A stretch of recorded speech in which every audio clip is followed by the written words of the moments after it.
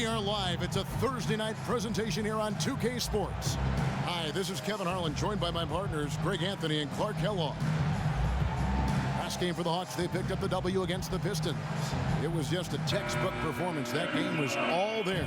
Once they got it going, it was full speed ahead. And with the type of defense they played that day, they were laser. I mean, the most efficient catch-and-shoot jump shooter in the league, and maybe in league history. He tallied the second ever 50-50-90 season a year ago. And so it's the Hawks getting on the board first. Lets it go from 14. And the basket good. A bank shot that time. I don't know. Maybe they're still working out the kinks on D, because that clearly was a breakdown.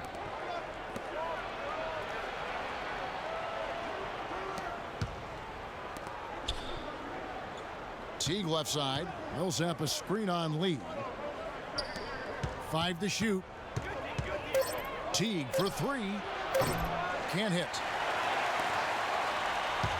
Atlanta on D.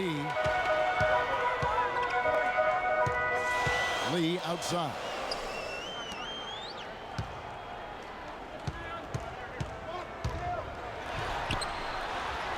An amazing finish with a hand right in his face. Lee's got his first points in this one. So for New York, their last game, a win against the Bucks in Milwaukee.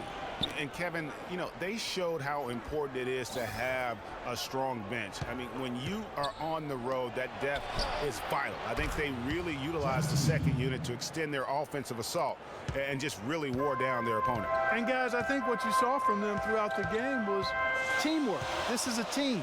Regardless of who was out there on the floor at any given time, they got it done. And that has to make you feel good as a group. Count the bucket. And it looks like he might just be on his A game today, Clark. Hawks have gone 2 of 3 here to start out the game. Outside Corver. The Hawks working the ball around.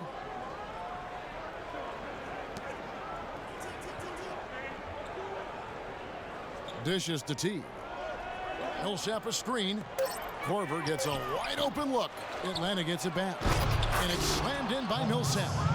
And just scrapes and claws for that offensive rebound and doesn't take any chances there with the putback. And GA, strong work all around. And the rebound and the stuff both. Wow. Yep, he stayed with it all the way and got his reward at the end. And so it's New York with it after the basket by Atlanta. And it's good. Oh, I tell you, last season was a big one for the Hawks and Coach Budenholzer. Their dominant season won him multiple Coach of the Month titles, and eventually he won the Coach of the Year award. Now here's Teague. He had 10 points in the win against Detroit. Picked by Horford. And Teague, here we go. Pass to Horford. Off to a good start as he hits his first shot attempt. Guys, that's just really unstoppable. He poses a ton of matchup problems for whomever he's facing. It was pretty obvious, I thought, Greg, that Budenholzer was the deserved Coach of the Year.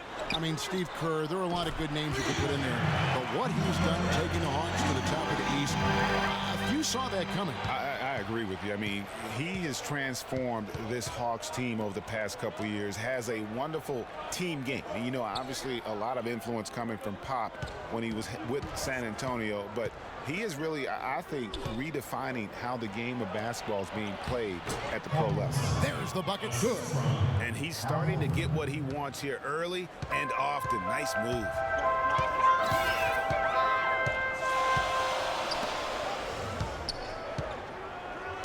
Lee against T. And foul called as he misses. He'll go to the line and shoot two. It's on Jeff Teague. The Hawks were fantastic last season. After the All-Star break, they did slip up a bit, struggled against teams over 500. New York shooting their first free throws here tonight. All right now, gentlemen, 2 shots. Move shots.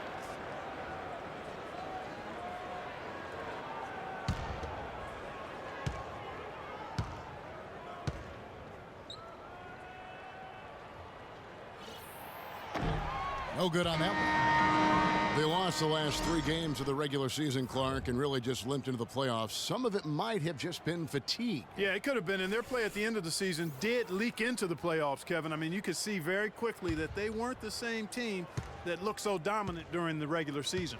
And the Hawks with a completely new group on the floor. He hits the second from the line. We've got 1:48 left in the first quarter. And now Doris Burke has an update from the sidelines. I had a chance to talk with head coach Mike Budenholzer. He told me they'll be looking to stretch the opposing defense and open things up by using their ability to knock down long-range shots. Success from the perimeter will translate to success on the inside. Those were his words to me, Kevin. Back to you. Thanks, Doris. Always want to get those threes falling consistently. Yeah, Kevin, you're right, because that's really the only way that you can force the defense to spread out and extend itself. And when that happens, then other opportunities are created. And the one thing Thiago Splitter gives you every year, Clark, it's consistency. The numbers, the effort.